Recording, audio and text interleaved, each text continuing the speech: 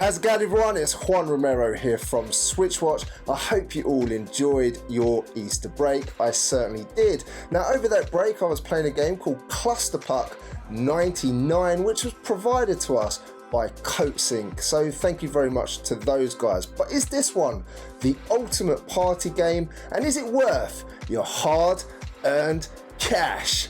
Let's get into the review and find out. Clusterpuck 99 is a game which was built for up to 8 players to play in team-based action as long as you have 8 single Joy-Cons.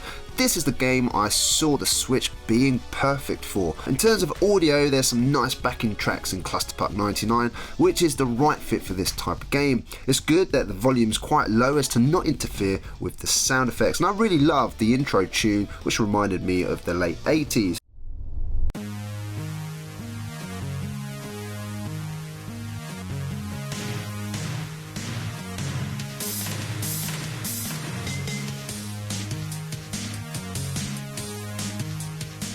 A nice crowd screaming yeah when you score or ooh when you're close to scoring adds to that atmosphere. The counters you control, which look like curling stones by the way, make a nice swish sound when you use your speed boost, and bashing opponents gives a nice thud sound, and shooting the puck sounds as it should. There are obstacles in some of the maps like spikes, bouncy parts, which all have their own sound effects, so for a simple game the sound is very accomplished here. In terms of visuals and performance, it's pleasant enough looking at this game, but it's for a functional purpose, so in that respect there's no bells and whistles here.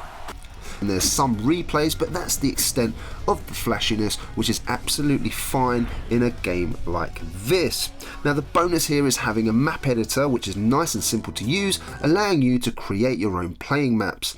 Everything in the game is clear enough, from obstacles to puck, players having their names above their controllable circular players, and their own little avatars which you can choose. There are some customizations also in terms of the team's colours. Our favourites were either having our player counters on fire or having them have a nice hint of glitter flowing out of them. The maps can either be very simple or complex, and everything in between. I would add though that this game is best played on the sofa or couch in front of a TV with your friends, and that's because if there's more than sort of 4 of you, then it's going to be very hard when you're all crouched around the little Switch screen trying to get a good view. Bear in mind the puck is quite small. In terms of gameplay, this is one of the most simple games I've played on the Switch. Play 1v1, 2v2, 3v3 or 4v4, and if there's an odd number you can always add in AI players to make up the numbers, although I wouldn't recommend it as the AI is not very bright here. Think of it then as an evolved version of air hockey. Now I managed to test the game in a 3v3 situation, which was my favourite, 1v1 and 2v2. The game is super simple. You choose a map to play on, which range from the simple to the insane, with obstacles thrown in all over the place to make it difficult. The goal of the game is to get control of the puck and to score goals against your opponent. Now you can customise how you play, from choosing the map to having timed matches where the team scores the most goals in the time allocated wins, to the first team to getting a certain number of goals wins. Now we liked our matches to either be 3 minutes long or for the first team to score 5 goals, which just seemed the perfect balance for us. Each player controls their player, which is depicted as a little round counter circle with the analog stick, and tries to gain control of the puck. Now just by touching the puck with your player, the puck attaches to you, so you can move around with it all over the map. Pressing the A button passes the puck, or you can use it for also a soft shot. Now pressing A without the puck makes your player temporarily boost, which you can use to tackle an opponent player to get control of the puck, or use it to bash your opponent so they will relinquish control of the puck. Now B is used to stop your player quickly or to unleash a power shot, which is shown with a little green bar. The 2-button controls then are nice and simple and lend themselves perfectly to using just the one Joy-Con. The challenge and skill come into how you use your players on your team and how adept you become in positioning and reading of the game. The most skilled teams then are the ones that figure out how to pass to each other and to make the most out of the space to score your goals. Figuring out the maps to take advantage of the dangers is also imperative, especially in the more complex ones, whether it's pushing players off the edge or into spikes to gain those advantages. I have to admit though that the game for us was best played on maps which were simple. The overly complex ones were just not as enjoyable for me anyway, and didn't allow us to enjoy the game as much to get into that flow. I'm sure everyone will have their favourites though, and it's good that more complex maps have been added. Now, this game's not really for the single player. You can play 1v1, so with two of you, but it's pretty boring as all you can do is dribble around with the puck yourself, trying to outsmart one other player.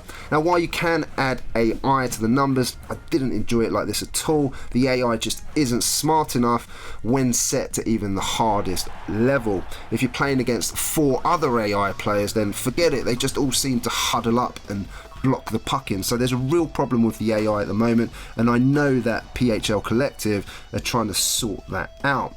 No, this game really is meant for party situations, and in that sense it does succeed with aplomb. Never have I seen so much trash talking between our family than when we set up teams of 3v3. It was just such great fun. Simple game, but one that's wonderful to play in teams. Just remember though, you're going to need enough Joy-Cons, as this does support up to 8 players. Now there's 30 maps to also choose from, and if you get tired of those, you can make your own with the level editor. There's also some Switch exclusive maps, and ones which are recommended for numbers of players playing if you're playing in tabletop mode. The only thing missing is the ability really to share those maps that you've made with the community in an online mode of some sort. Value then, the game here is $10 or £7.69 in the UK, and if you can get 4 to 8 players together, this is worth every penny, but if you can't, then just give it a miss. This is a game which will come out every time we get the family together, along with Jackbox. We know we're going to have an awesome time with it, so as I say, use your hard-earned cash if you can get that situation often enough. Even if it's just for the holidays, it's worth the money. In summary then, this is a simple summary just like this game. Buy it if you enjoy playing team-based games and you have enough family and friends to play, because it becomes a fantastic party game. It will bring you lots of joy and the competitive nature out in all of you. However, it's certainly not one to pick up if you're flying solo.